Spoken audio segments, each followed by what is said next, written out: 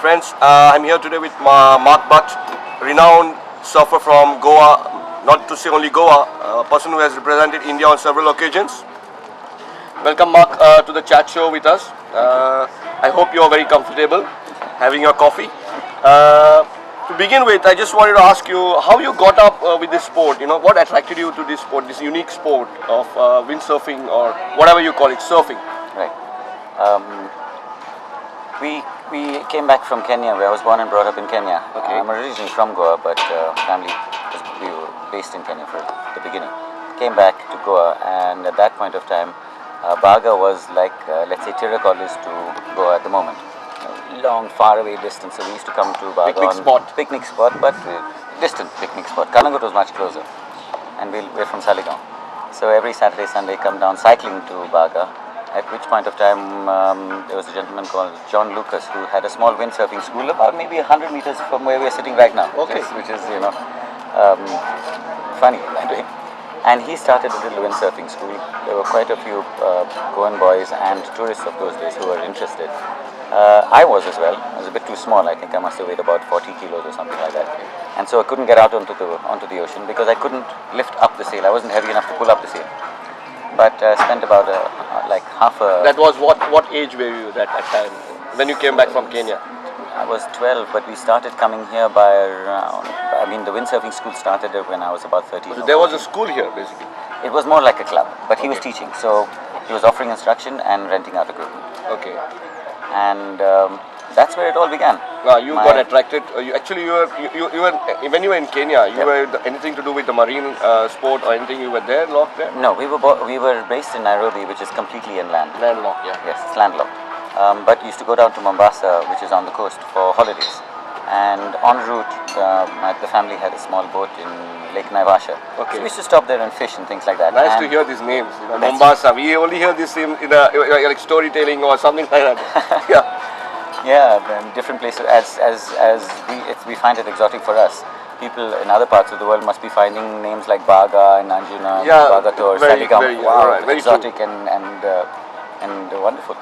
And so same, I think, with sport or with travel, they evoke a sense of oneness with connectivity with all of us, and of remembering that we're quite small in this little place. Our ideas are not. So you were very much online with the marine life already started on your own levels in Kenya. For fun. For fun. Yeah. So it was a nice introduction. Yeah, and then you got a little bit serious, and lucky enough, you were at Baga itself. Yes. Where Mr. Lucas was running this academy, or you can say a club. That's right, a club, yeah. And you got rooted to that. Yeah, my parents encouraged, within 3 or 4 months, they first bought a small surfboard. Okay. From a shop in Panjim. You used to get a small surfboard at that time? Plain surfing. So there's surfing, which you do like in the Old Spice ads, on a board with nothing else. You stand on it. That's exactly the surfing I know you for. But then as I came across, I saw these catamarans, the small hydrophiles type of thing which you are doing surfing. Well, I have seen you when I was a kid. You are doing the same surfing in the Donna Paula beaches. That's so right. Let me come back to that later on. Okay. Yeah, please. But in this regard, surfing is small with a board, nothing else. Then there's windsurfing, with which you have a mast and a sail on a platform that is very similar to a surfboard. Okay. So there's surfing, there's windsurfing, and there's all sorts of other sailing activities. Yeah. So you were only doing the surfing. That first, is more like just skating on the water. Exactly. And then progressed to windsurfing. Yeah, that's about it. And then carried on with windsurfing. Okay, when you were started with this over here, like was there some idea in your mind that you were going to take part in a competition or something, or you're just going to have some fun in the evening, or whenever free time you could just come with a bike and just have fun? What was the idea at that particular tender age of yours? It was the bike, as you refer, cycles. Yeah. Very few. There were only 3 or 4 types of motorbikes in those days, and I wasn't old enough to have a license. So cycling to Baga, and then windsurfing from here. But what he did, the little club, they organized little regattas or competitions, small, impromptu, informal, and just mainly for fun, and so that people could see a whole lot of boats going out together and coming back together, people collecting at one time. And that was the essence of the competition. The competitive level has got that started. The bug began. Then you went on. Was there a state team or something like that? Was there a Goa selection? Were there selections or something? Yes. After this was very let's say, informal. Goa Yachting Association then conducted, they were formed much before, and they had their own other sailing activities there. Adopted, brought windsurfing into their umbrella, into their fold, as well as the Boat Sailing Association of India was formed, and they encouraged the sport from that time on. Boat surfing association? Boat sailing. Boat sailing. Boat sailing and windsurfing describe the same sport. Same, yeah. So boat sailing is the specific name for one type of organization that promotes the sport internationally and within the country. So they had a couple of state level championships or state level regattas, and I participated in one of them. I think I didn't, I'm not sure, I think I Did you win that? No, I think I stood seventh or eighth or seventh something like that. Okay. But I remember winning one of the races, and I thought that's fantastic, must continue. First victory. Yes, small first victory. When was the first time you got selected to represent Goa? Was it a big thing, like representing Goa at that time? It was fantastic. It was fantastic. It was really good. And What could be your age at that particular I time? can't really remember. I think it was between 84 and 85 or 86. So 85, maybe even 86. before that. Okay. So you got started with Goa. Yes. And then were there enough competitions all over India where different states? What was like individual competitions or it was state competitions? What it used to be like? By far, Goa was the leader in this field. Oh. There were very few competitions or regattas held anywhere else. The fleet strength in Goa and the amount of equipment that we had was effectively, I think, more than the rest of India put together. If I'm pretty sure that I remember correctly in that regard. So anyone who wanted to learn a little bit more about the sport internally from within the country, they looked to Goa. And outside of Goa, there were nationals held in Bombay and once or twice, right in the beginning, in Madras, on the East Coast. Yes. On the East Coast? Yeah, Chennai. Okay, so Madras and Bombay were the main competitions. Mainly Bombay. And then you would compete representing Goa, or you would compete as Mark Butt? No, representing Goa. Representing Goa. And then there would be people coming from other states, maybe Yes. few states, but they were not as good as Goa. So how many people were there at that particular, along with Mark Butt, how many people were there with the Goan team at that time? Good enough. Within the Goan team, Can you name some of them? yeah, sure. Candido Suarez, Frankie Suarez, Dominic Fernandez from Candoli, Derek Menezes, Saligao.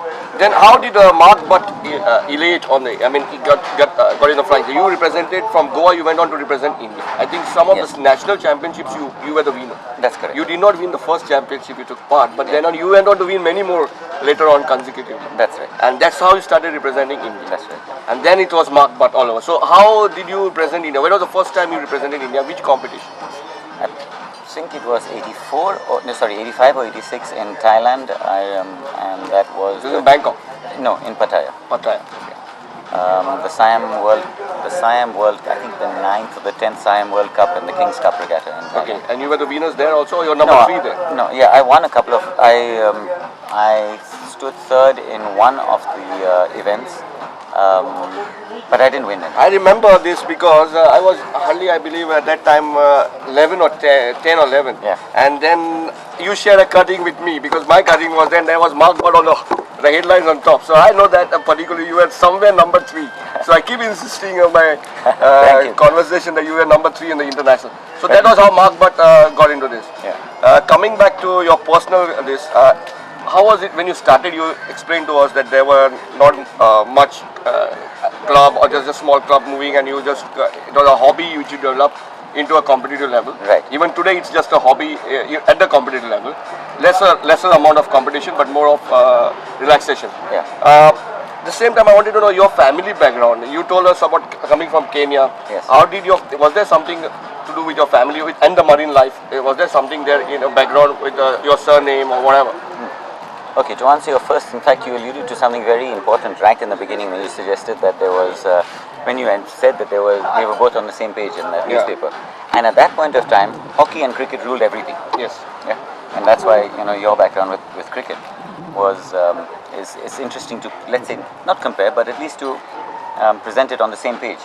And as soon as something like that begins to happen with a sport that's not mainstream sport in India, then hopefully that translates into more support from the authorities, both in terms of making the hurdles that individual sportsmen faced and still do face, making those easier to overcome, the bureaucracy, the permissions, and the actual non-training aspect of the sport, and also the financial aspect.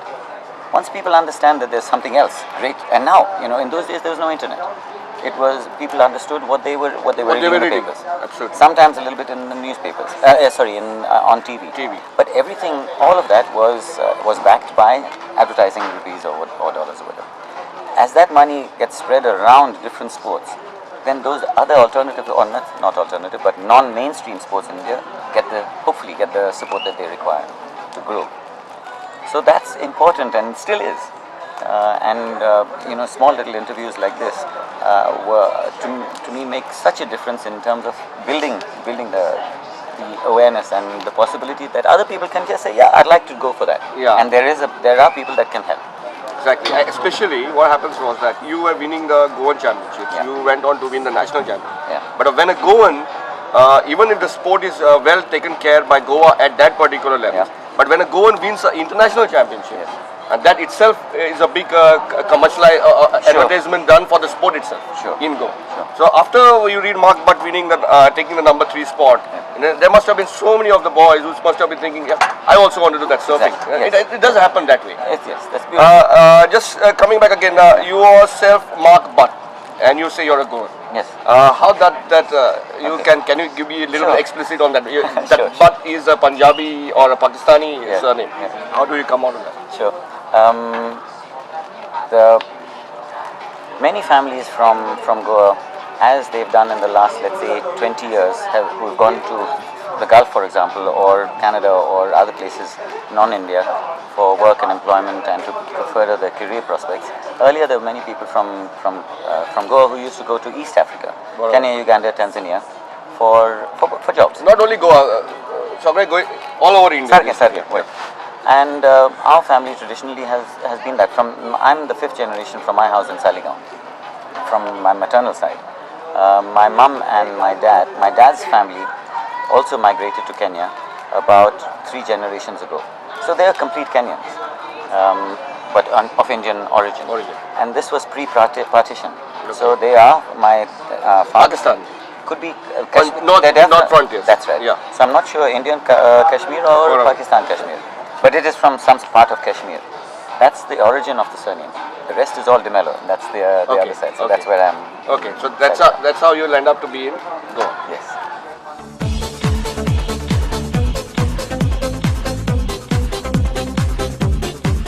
Mark, you have represented India on several occasions. Yes. How many occasions basically? And can you share some of your experience being part of the Indian continent? Okay. Again, some of the details are lost to time. That's fine enough. But every experience has been absolutely fantastic, and I'm how many occasions? 6 or 8? 6 or 7, I think. Like okay. That. On a very competitive capacity. So Thailand a couple of times, China. Europe. In Europe, it was in Switzerland, one in Germany. In India, there were 2 internationals. Yeah, internationals. Are you part of any Asian or something? Pre-Asian Games and the Asian. Oh, great. In Bombay. Okay. All really good. But the first regattas were, because it was a new experience as well as. Your performance was good enough. What do you feel about it? You have done justice to yourself on the performance level? All sportsmen will never say yes to that because you're always looking for improvement. And so there are many things that I now know that, and even the next day I know that I could have done better. One of which is adequate balance in the whole approach. So adequate rest, adequate training, diet, and mental preparation. So if those 4, I think, I'm not sure if I'm missing out on anything, but I think that those 4 cover almost everything that's required to become to perform well on a competitive level. And I think the mental part might be even the most. It's a very tough competition. You were like on a monopolized levels. You were a champion for all the time in Indian level. But when you represent India and go outside, how is the competition like? I mean, very high. Very high. Which country is always doing the best? Generally, countries where there's a lot of wind. So Spain. How about Australia and South Africa? Australia, South African windsurfers are consistently rated very good, very highly. But there are many different types of windsurfing. So these people, I mean, these people, that's a little bit unfair. That Like I was a little bit shocked when you said Switzerland, because Switzerland windsurfing is like it's completely landlocked. Yeah, Yes. it's a landlocked country. Yeah. The Swiss, all over Europe, and especially in the more north you go, it appears that the Viking tradition and the sailing tradition in Europe, in the northern parts, continues, and they continue to be very hardy and continue push themselves, aggressive, push themselves much harder than the South countries. So. Yeah, sorry, but in terms of what is the other part? I just wanted to know, like, what any experience when you're part of the team, touring, anything you would like to share? You met some champions and something which you could share and enlighten us about your. There's, the funny things, the little mistakes always end up being the funniest and the ones that stick in your memory. I remember I think it was the second time representing India in Thailand, and this is the first time that we had seen tandem windsurfing. So there's one long windsurfing board and two sails on it. So both the windsurfers get onto it, and then we're both sailing. Two of you all doing it. Two sailing. It's a double. On one board, and it was strong wind. We said, guys, let's go. We can finally do something as a team for India. Super. And the wind built up very quickly. We were in our harnesses, and first time on this board. As one person deaccelerated, the other person continued, and it was just like this thing had a motor. So lots of momentum, almost out of control, and we lost. We lost complete sense of direction, and everything had to be rescued. Oh my God! So we were coming back, and everyone was coming back to shore quite happily after a good day's racing. And except you two. Yeah, we were rescued. Who was your partner? You remember your partner? Yeah, very well. A good old friend of mine. His name is Rahul Rastogi from Hyderabad. Which also refers to your earlier comment when you say when you mentioned Switzerland being landlocked. Hyderabad being also landlocked. Just in the center of India. People from all over can windsurf. To be a good windsurfer, or in fact to be a good surfer, what are the basic requirements are individually required? Can a girl be a good surfer? It's a lot of good arms and the development. What do you put into it actually? Not the competitive, to be a good surfer at any levels, what do you need? Yeah. I've given my grandmother windsurfing lessons. Okay, great. And the people who are 3, 4, 5 years old can windsurf with a much smaller rig, just so that because they're 20, 30 kilos. As long as you can lift it up, after that it's technique. So you need to have, first of all, you need to want to do it. You need to be excited by getting out there, completely quiet. Aspiration, desire. I love the sport. You need to like it. This kind of a sport, you need to love it. Yes. And a sense of wind, little bit of sense of wind, that comes automatically. You grow up learning that very easily. That comes automatically. Any particular physique required? A little bit strong arms or? You need to be average physical fitness and flexibility. You should not hurt yourself. So flexibility, that's where the flexibility comes from. Do you all have some exercises done before you enter this? Ideally, everyone needs to just warm up and stretch. Very simple stretching exercises. Forwards, backside bends, stretch the shoulders and the neck. Those tend to. A lot of stiffness comes to your neck because the full control is on your neck. It's like a sail of your body. Kind of. Yeah, but the entire back, it's transmitted to your back. The back of your arm.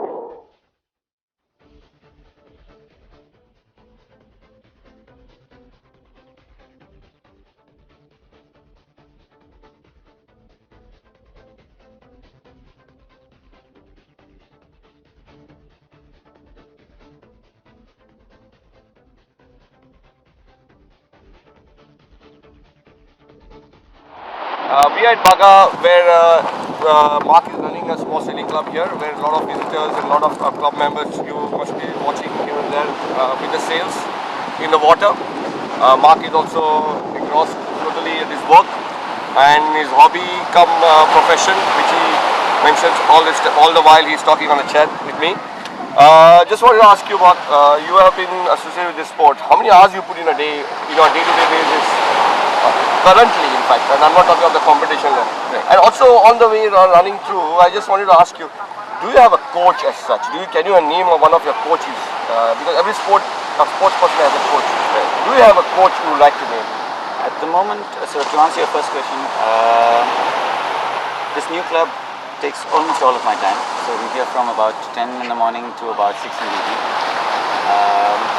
Looking for Goans and for people that want to sail, it's open to them. We do charge foreigners and we do charge tourists, and we'd like to begin to charge everyone as well, but I'd like to encourage Goans as much as possible. So that, you know. So you have this club only in Baga, not anywhere else in Goa? There are 4 catamarans right now in Baga, but we'll be moving 2 of these to Montego Bay in Moji. Moji. Yeah, so we spread it out a little bit. In the next 2 or 3 weeks, I'll be bringing 2 more yachts, so that increases the amount of equipment that we have. And the yachts will be flotilla sailing. So as people flotilla, like in the Baltic Sea or in the Mediterranean, you hire a yacht and you go from one island to another island. You know, you have a map. You decide to stop after 3 hours, you can stop because you know. For example, I'm in front of Baga. St. Anthony's. So you'll be navigating as well. We have a person who will be navigating the boat, or the sailors themselves, if they are qualified and comfortable navigating, then they take it themselves. Coming to my second question, you have to get me, because I'm very curious. All this while you've been saying, I went to this place, that place. Do you have a particular coach who said, "Come, Mark has to do this, Mark has to do this, plan for him," all these things? No? Different people were integral to the development of the entire sport in the country, and I was part of that. So I've learned racing rules and other more let's say academic techniques from some people. The more physical aspect from local physical education coaches. So it's a. You don't have a particular coach as such. You have a coach for yourself. No. You keep calm. You need somebody to guide you to something. I was fortunate that I had people that I knew not all over the world, but in other countries as well. So I could ask them for books and videos and Self-educated. That's And you, with the experience, you keep learning on day-to-day basis. That's right. Coming back to another thing which I wanted to, did you have some stars whom you looked up? Do you have some stars? Like we see, like I have Sachin Tendulkar, I have Saurav Ganguly. There are people whom when I play cricket, I watch and I like to be just be a part of them and think of them. Yeah. Did you have some stars in mind? Yeah. Some great yachters, some great surfers in the world. You would like idolize yourself or think about them. There's so many. So many. I can't. I'll have to answer One your particular person whom you you're very inspired. Robbie Nash from the windsurfing side, ultimate. You know, all windsurfers. Robbie Nash from which part of the world is he? He's American origin, Hawaii. Okay. Hawaii. Fantastic. All Very inspired. It was very motivating to see him. Have you watched him surf? Not, but you knew about. You read a lot about him. Yeah, and videos. And his whole ethos was important because there's a lot of humility as well as addressing the sport from a level of just pushing oneself, but being open to, but always encouraging everybody else around. Not prima donna and something like this. Humility. It so happens you, as we keep talking, and your personality, more than I'm getting inspired by your personality than fully yachting skills or surfing skills. The way you carry yourself and the way you have plans, you think about the sport to spread the sport in Goa, spread the sport in. How was your life? I think some part of your life you were in Hong Kong. You spent most of your years in Hong Kong, the last 13 or 14 years, as you told me. What was it like a comeback feel for you when you were in Hong Kong, a little bit away from your heart? Yeah, that's Baga, not even Goa. You say it's Baga. I'm happy to be in Baga. Don't say I'm happy to be in Goa. So when you're in Hong Kong, what were those dying feelings that you wanted to be in Baga? How were they? What was the experience all the time in Hong Kong? You're a banker also, right? That's right. Yeah. I love Goa and anywhere in Goa, but fortunate to be back in Goa, in Baga as well. So all of Goa, I just love. Were you sailing in Hong Kong as well? Yes. On the weekends, I used to make an effort to sail, but so if there was no wind, then I was a member of the Hong Kong Superbike Club and the Ducati Owners Club. So we used to go biking on the roads. So it was either biking on Sunday mornings or sailing or windsurfing. Picking up this sport as a hobby when you're abroad, of course, even myself, when you're in UAE, you are still playing cricket and you're doing your job on a routine basis. But still, that's your heart, that's your profession. Even if you say it's a hobby, that's the thing you want to live for. And I just wanted to ask you a question on this sport. If this sport can be, what could you name this sport as? As a luxurious sport? As a competitive sport? or is it a relaxing sport? How you to put it? In which phase? Okay. Windsurfing is, I think, more of a participatory sport. Participatory. See, it experiential and participatory. It is a bit of a luxury because it's not very cheap. Okay. It's not as cheap as some of the team sports where there's only one big piece of equipment and everyone can, for example, Exactly. football. You have to carry a heavy kit with you. That's correct. Very expensive. Yes, and the more equipment that you have with windsurfing or any type of sailing, the more expensive it becomes, and therefore an element of luxury does come into it. But it doesn't mean that it's a luxury to be able to participate in. You can go for a luxurious sail and have somebody serving you, and you sitting at the back holding the tiller and telling everybody else, your staff, what to do. Then you become a relaxing sport. That's it. Yeah, so more. Which is not what I'm involved You're involved. You are more. You want the people to participate. That's it. Even the competition factor is not much because it's the wind also factor plays a major role in your competitions. That's right. So more things you want the people to come and enjoy the marine life, marine sports, and join the yachting. Yes. Another thing I would like to come up with, just to you go and participate outside. Do you carry your own boards? Do you carry your own stuff? Are you superstitious? Is it that you have to have your best things, gears with you, or you take part with whatever available? How is it go? Like we will carry all our kit, no matter how many bags. What do you have that kind of a thing? How will you carry this surfs? The boards. In the beginning, one had to carry one's own equipment all the time. Okay. After a little while, it became easier and better to hire equipment when you were there because all the equipment that you were hiring was brand new. Okay. The superstition and the element of yes, I'm comfortable with a certain pieces of equipment with me. Let's say a lucky talisman or something like that. I'm touching my watch, but I didn't mean it like that. I just meant something that you associate with fortune or with success. What I tried to do was put yourself into a state of mind that you can carry with you. So then, you don't feel Positive state of. a positive state of mind. Coming back again to your personality, being a surfer, we always feel surfing is a glamorous sport, and I've not seen a glamorous, humble person as you. The way you have been, the way you have been expressing yourself and your dreams to come, and whatever you have been talking about yourself.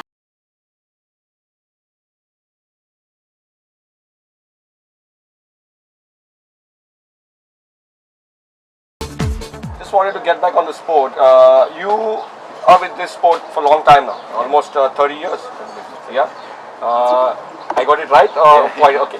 How well the sport is commercialized at the Indian level or even the goal? How well the sport is commercialized? It's all ad hoc at the moment. There are a few entrepreneurs in the south of Goa that have a couple of boards. There are little area pockets in, let's say, Pune, some in Cochin, a few surfing clubs, pure surfing clubs that have opened in. One of my friends, Nishita, in fact. Nishita, where did you say that club had opened? Your friend went surfing? Pipeline or something? Kovalam, Kerala. in Kerala. So there are a few, but it's very, compared to the possibilities, and it's tiny at the moment. And we've got a big coastline. We all know all the natural and all the It's nothing possibilities, like but we haven't done it. it's nothing like you get paid for doing surfing. No. You have to surf, and you have to get people to surf, and then you can open something small up, and then you get paid. It's not like you surf and you get paid. That's correct. The sport is not directly commercialized. In India, not yet. Outside it is like that. But yes, once you reach a certain level of expertise and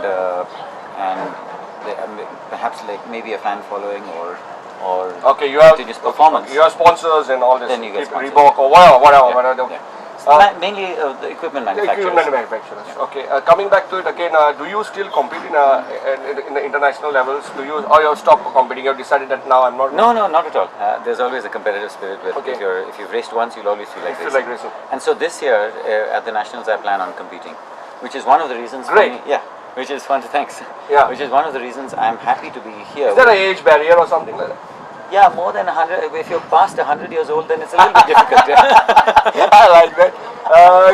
Okay, you were elaborating on that national serious thing. You're happy Yeah, to be I'm happy to be here because Donald has, this area, this is his windsurfing club, and he has put a lot of effort into promotion of the sport from grassroots level for the youngsters over here. So there is a lot of equipment, as you can see. These all he's put this investment into the sport himself, and small things like having water to wash your sails, shade so that the sails, the UV, the sunlight is protected. Making it look like a pro level, whatever. Yes. So you are going to put these efforts, capitalize on that, and you're going to go and compete in the nationals. You're going to represent Goa or something. I reckon. Okay, great. That's a great spirit again. Yeah. Coming back, what are your next projects? Like, in whatever way, what do you feel, what do you plan to do? Yeah. And have you, just another way to ask you, all these years you have done so much for your sport as a hobby, as you said, but you have done a lot for the sport itself. Have you been recognized by government? Have you been nominated for some awards? What has happened like that? I have taken part in the sport because I love it, and because I love it, perhaps because I love it, the sport has given back to me. So I haven't done it for Goa, I haven't done it for India or anything like that. Great. Goa has supported me, India has supported me, the people around me have supported me, and I'm fortunate for that. I'm lucky and I'm grateful for that. It's fortunate that that has happened like that. So it's not that I have brought some laurels or something like that to the country. A little bit of you have been doing your things, and it has just happened with that's how you feel about it. That's correct. Yeah, but it's not that for something to develop, there has to be a lot of nurturing, and that is what I have received, and so I'm fortunate. Great. As I said, for the projects, so you have something in line up for you. Yeah. It's important, as you as a cricketer as well. Different stages in one's life. First, you are introduced to the sport, then you like it or not, and then if you do like it, you continue. If you continue, how do you continue? If you go through the competition aspect of it, then you're completely focused on winning, and you do everything in your power to just continue winning, to keep in form for as long as possible. After that, there could be a period of transition into a regular job or other business sphere, or some other activity that takes your mind and your energies away from it, or you continue within it. If you continue with it, you have to make money somehow, and so that's the stage that I'm back. I'm back. So you're planning to do some small clubs here and there. Exactly. So the first thing is now the Catamaran Club. So we've got it's called the Cats Club, Cat Cafe. Cat Cafe. Cafe, because everything that we're doing we look at ourselves. We don't take ourselves very seriously. We are insignificant in that regard, but we'd like to give a nice ambience and an informal setting where people feel comfortable and don't feel it's a little bit too much for me. Yes, you're most welcome. It's not fine dining in the sailing. It's not fine dining in the sailing atmosphere. It is cafe. Come in, enjoy. It's a relaxed. The word cafe itself puts exactly. It so you're planning to have a couple cafe. of So we will be putting up a marine cafe, so that the transition, if you're coming from the sea to the land, the transition, or either being a boat owner or being on somebody else's boat or hiring it, coming onto land, you feel a little bit better. You feel comfortable. The boat is taken care of. Then you come onto land. You're having a cup of coffee or something. Good protein, some sort of replenishment for yourself. And then carry on to home. Again, So that entire transition should be comfortable. Smooth. And vice versa, when you're coming from land and then you're getting ready to go out into the sea, the transition should be nice. So marine cafe, that's the first. The second are the flotilla sailing. So we'll be getting three yachts that can beach. You don't have to have them. Usually yachts, you take them onto a beach and they're one side or the other. They don't land. They're not. These three will be together. They don't have a keel. Okay. They have a retractable keel. Okay. Which means that when you're on a beach, they're completely vertical. They're stationed. They are upright.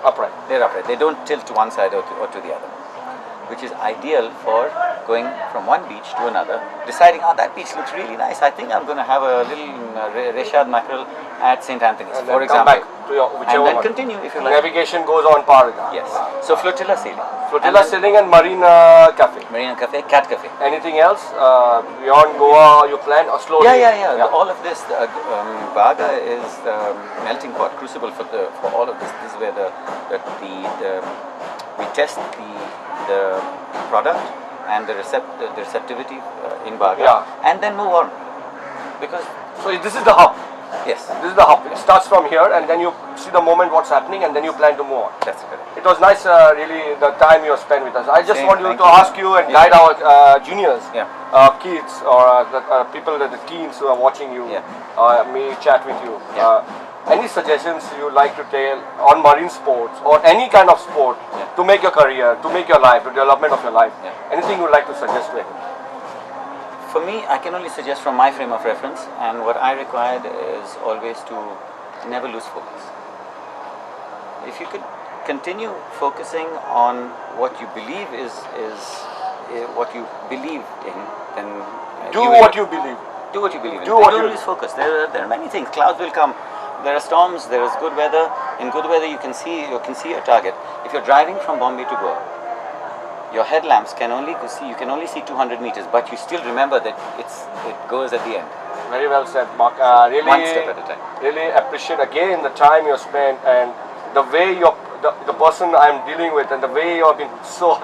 I cannot repeat the word humble because I'm going to get a slap on my face. So thank you very much. Thank you. And thanks from G1 and thanks from everyone. Thank you. Thank you, Jess.